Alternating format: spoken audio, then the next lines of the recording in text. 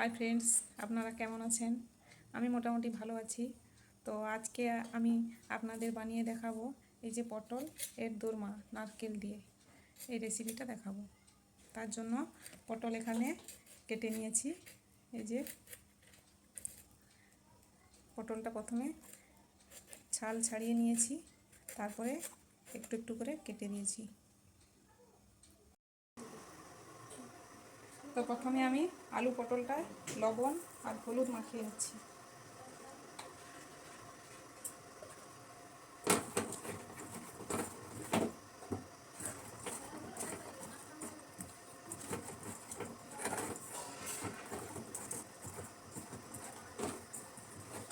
এরপরে কড়াইতে এগুলো একটু ভেজে নিচ্ছি।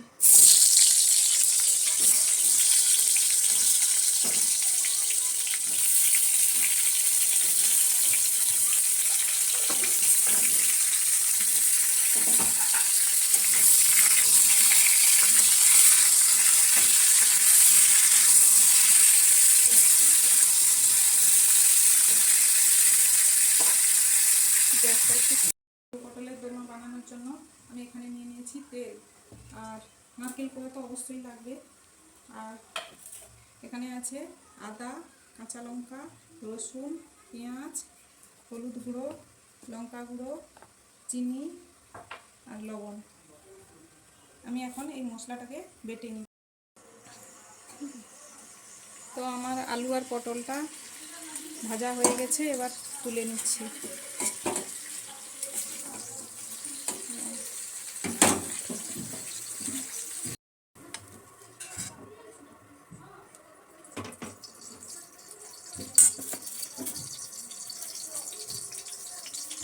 এরপর এতে তেল দিয়ে দিচ্ছি।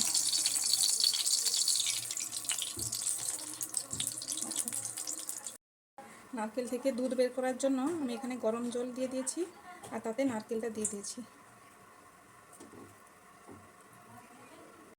প্রথমে আমি তেল দিয়ে চিনি দিয়ে দিচ্ছি।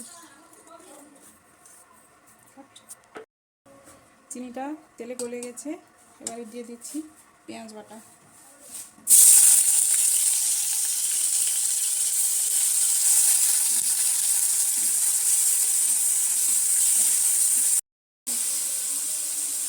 এবারে দিয়ে দিচ্ছি লঙ্কা গুঁড়ো।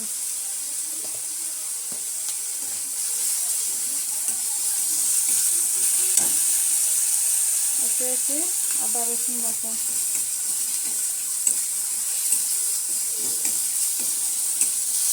এইভাবে খানিকক্ষণ মশলাটা কষিয়ে নিতে হবে। একটু জল দিয়ে দিয়েছি মশলাটা যাতে ভালো করে পাক হয় তার জন্য।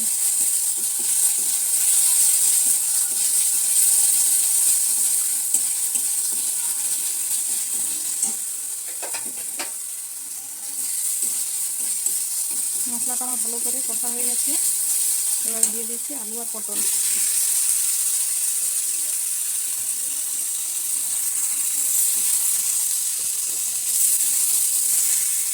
দিয়ে দিচ্ছি লবণ।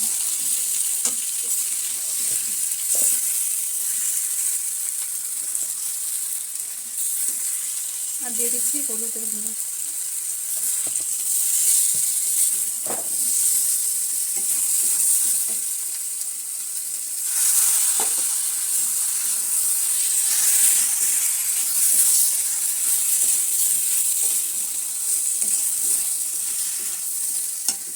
এরপরে এখানে যে নারকেলটা রেখেছি ওটাকে চটকে ছেঁকে নিতে হবে। আমি হাত দিয়েই ছেঁকে নিচ্ছি, আপনারা যদি পারেন ছাঁকনিতে ছেঁকে নিতে পারবেন।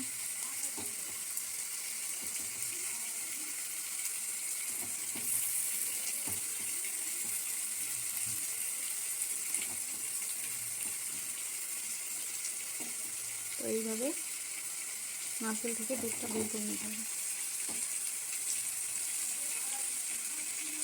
ছাঁকনিতে ছেঁকে নিলে সব থেকে বেশি ভালো হয়।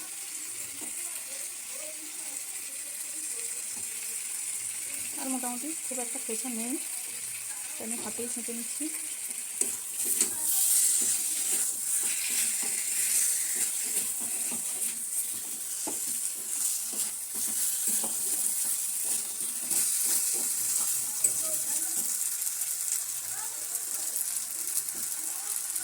তো এবারে আমি নারকেলের দুধটা দিয়ে দিচ্ছি।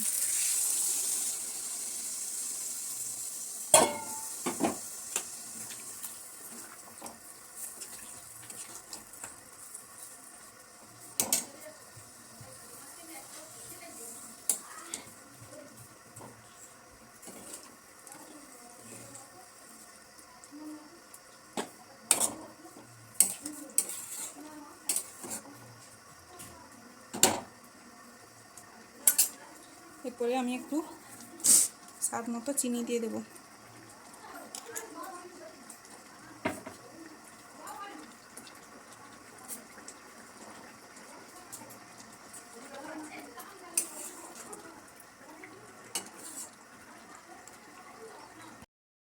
তো আমার রান্নাটা হয়ে গেছে।